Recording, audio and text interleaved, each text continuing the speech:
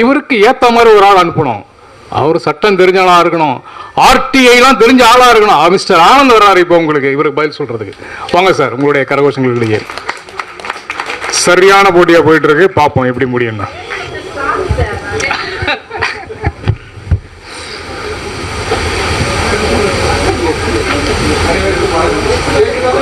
இல்லை இல்லை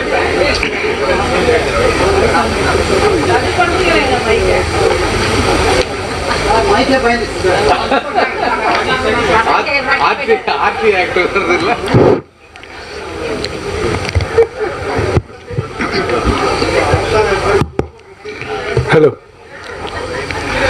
அனைவருக்கும் வணக்கம். நடுவர் அவர்களே, நான் நேரடியாக விஷயத்துக்கு வருகிறேன். ஏனென்றால் அவர் மணி அடிக்கிறத பார்த்தாலே எனக்கு பயமா இருக்கு. ஏமன் பாச கயிற்று கையில வச்சுட்டு இருக்க மாதிரியே எனக்கு பயமா இருக்கு. அதனால நான் சீக்கிரம் முடிச்சுக்கிறேன். நான் எதிரணியை பார்த்து கேட்கறது ஒரே கேள்விதான். நீங்க எல்லாம் நேர்மையானவர்கள் இல்லையான்னா, சுய புத்தி இல்லையான்னா அரசாங்கம் சொன்னா தான் கேட்பீங்களா? எல்லாத்துக்கும் உங்களுக்கு அரசாங்கம் வந்து சொல்லணுமா?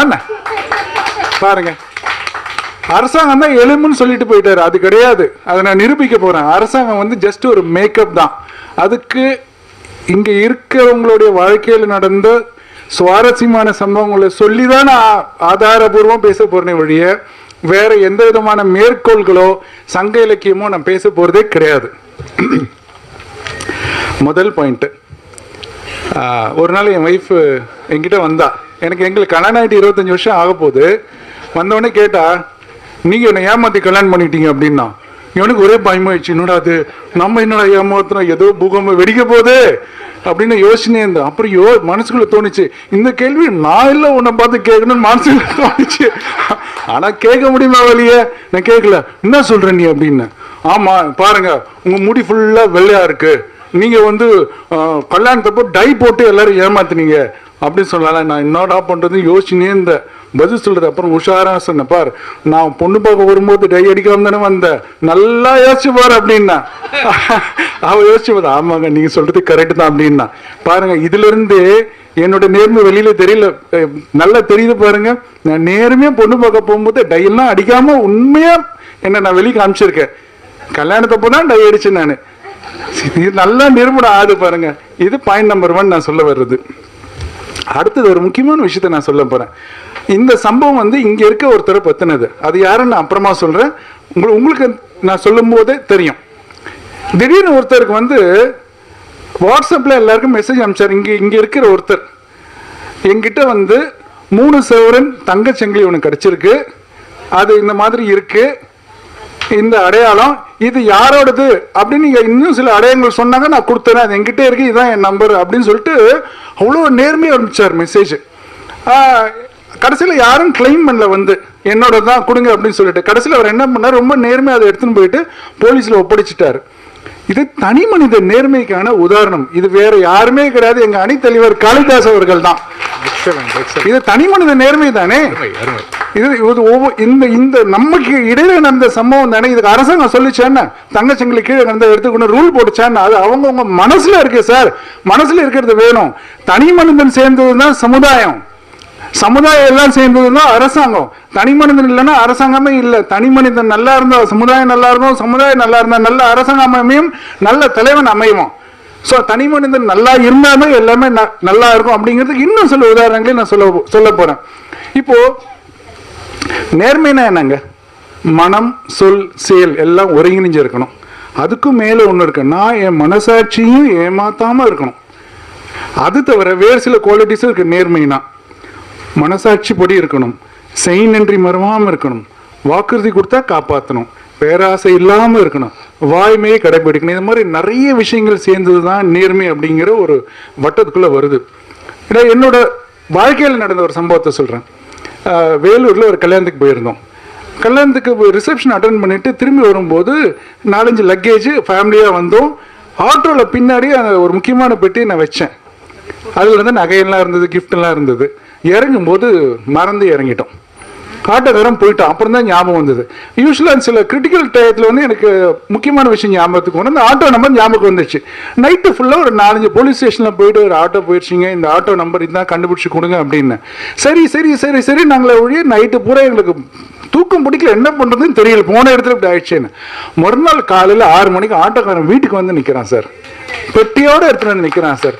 அவனுக்கு என்ன அரசாங்கம் சட்டம் போட்டுச்சான்னு, நீ வந்து தொலைச்சிட்டுன்னா கொண்டு வந்து கொடுக்கணும், சட்டம் எங்க எழுதியிருக்கான்னு? கிடையாது. அவ்வளவு நேர்மையா இருந்திருக்கான். என்னுடைய வாழ்க்கையில நான் பார்த்த சம்பவம். இதுக்கு ஒன்றும் அரசாங்கம் சொல்லலையே, அரசாங்கம் சொல்லிதான் எல்லாத்தையும் செய்யணுமான்னா, அவங்க மனசுக்குள்ளே எல்லாம் இருக்கு. எல்லாருமே நல்லவங்க தான். சமுதாயத்தில் 99% நல்லவங்க தான். அந்த 1% வந்து தப்பு பண்ணா 99% கெட்டு போயிடுமே அப்படிங்கிறதுக்காகத்தான் அரசாங்கம் இந்த சட்டத்தை போட்டிருக்கு.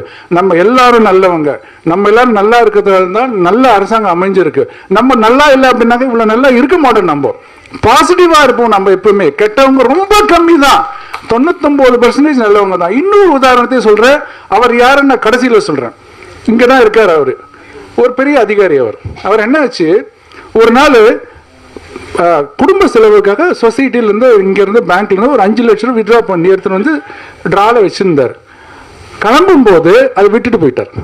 2 நாள் லீவ் வேறு, ஆஃபீஸ் 2 நாள் லீவு. 4 நாள் கழிச்சு திரும்ப வீட்டுக்கு போன அப்புறம் தான் ஞாபகம் வருது, அதுக்குள்ளே ஆஃபீஸ்லாம் பூட்டிட்டு இருப்பாங்க. அவருக்கு வந்து ஒய்ஃப் கிட்ட சொல்கிறாரு, ஒய்ஃபில் நீங்கள் சீக்கிரம் போய் எடுத்துன்னு வாங்க அதை அப்படின்னு சொல்கிறாங்க. அவரில் இல்லைம்மா, நமக்கு நேர்மையாக சம்பாதிச்சு போனோம், எங்கேயும் போகாது, யாரும் வந்து எடுக்க மாட்டாங்க, எல்லாம் ஜனங்கள்லாம் நல்லவங்க அப்படின்னு சொல்லிட்டாரு. 4 நாள் கழிச்சு அவர் அமைதியாக இருந்தார். ரொம்ப நேர்மையான அதிகாரி, ரொம்ப எல்லாரையும் கேர் பண்ணுவார், எல்லாருமே அக்கறை எடுத்துப்பார். 4 நாள் கழிச்சு வந்தார், சாதாரணமாக வந்தார், கேபின்குள்ளே போனார், ட்ராவை திறந்து அந்த 5 லட்ச ரூபா எடுத்து வச்சுக்கிட்டாரு, தேவையான குடும்ப செலவுக்கு பயன்படுத்திக்கிட்டார். எங்கேயும் போகல பணம். சுற்றி இருக்கவங்கள நேர்மையானவங்க வந்து ஒரு சிலரை பார்த்து நீங்கள் எதுவும் தப்பாக இட போட்டுறாதீங்க. அந்த அதிகாரி வேறு யாருமே இல்லை, எங்களுக்கு அன்பும் ஆதரவும் கொடுக்கும் தமிழ்ச்சங்க தலைவர் நடராஜன் ஐயா அவர்கள் தான். இதுல இருந்து சொல்லுங்க, என்ன அது யாராவது சட்டம் போட்டாங்களா? எல்லாத்தையும் தேடு, ஏடு, திருடு அப்படின்னு ஒண்ணுமே கிடையாது. திருடாதெல்லாம் சொல்லவே இல்லை. நம்மள நேர்மையா தான் இருக்கும். நம்ம நேர்மையா இருக்கிறதுனால தான் சமுதாயம் ரொம்ப நல்லா இருக்கு. இது ரொம்ப பாசிட்டிவான விஷயங்களை பத்தி தான் நான் மொத்தமே பேசிட்டு இருக்கேன். இன்னொரு விஷயம் நான் சொல்றேன், சில இதிகாசங்கள் மேற்கோள் காட்டுறேன். ராமாயணத்தை எடுத்துக்கோங்க. தசரதன் 2 வாக்குறுதி கொடுத்தான் கைகேயிக்கு. பட்டாபிஷேகத்துக்கு முந்தின நாள், ராமர் பட்டாபிஷேகத்துக்கு முன்னாடி கைகேயை சொல்றா, ராமரை காட்டுக்கு அனுப்பணும், பரதனுக்கு பட்டம் கட்டணும் அப்படின்னு. தசரதன் சொல்லியிருக்கலாமே, அதெல்லாம் ஒன்று போட்டிருக்கலாம். கைகேயை செஞ்சாரா? இல்லை. சொன்னது இல்லம்மா, எவ்வளோ கேட்டுப்பார், கெஞ்சி கேட்டுப்பா. அவர் சொல்லியிருந்தா, நான் ராஜா, நான் வாக்குறுதி மீறுவேன், சொன்ன காப்பாற்ற முடியாது, சத்தியத்தெல்லாம் கடைபிடிக்கணும்னு சொல்லியிருக்கலாமா? சொல்லலையே. ராஜாவே கடைபிடிச்சிருக்காரு. அவர் தனி மனிதர் தானே, அவருக்கு இல்லாத அதிகாரமா? என்ன வேணா பண்ணிருக்கலாமே. அவருக்கு அந்த நேர்மை இருந்திருக்குல்ல. அவர் சொன்னபடி சொல்ல காப்பாத்தினார் இல்லையா? உயிரே போச்சு இல்ல, உயிருக்கும் பிரியமான ராமனே காட்டுங்க இப்ப துணிஞ்சார் இல்லையா? அடுத்த எக்ஸாம்பிள் சொன்ன மகாபாரதத்துல இருந்து கர்ணன் எடுத்துக்கோங்க. குந்தி வரா போருக்கு முன்னாடி வந்து சொல்றா, நீ தான் பாண்டவர்களுக்கு மூத்தவன், என்னோட பையன், நீ என் பக்கம் வந்துரு அப்படிங்கிறா. கர்ணன் சொல்றான், நோ, நான் வரமாட்டேன், செஞ்சு விட்டுருக்காரு, என்ன நம்பி இருக்கான் என்னுடைய நண்பன், நம்பிக்கை தருவாங்க, நான் பண்ண மாட்டேன் அப்படிங்கிற. இது நேர்மை இல்லையா? அவன் நினைச்சிருந்தா போயிருக்கலாம் இல்லையா? அவன் ஒரு இண்டிவிஜுவல் தானே. அவனுக்கு நான் அரசாங்கம் சொல்லிச்சா, கடவுள் சொன்னாரா? யாருமே எதுவுமே சொல்லல.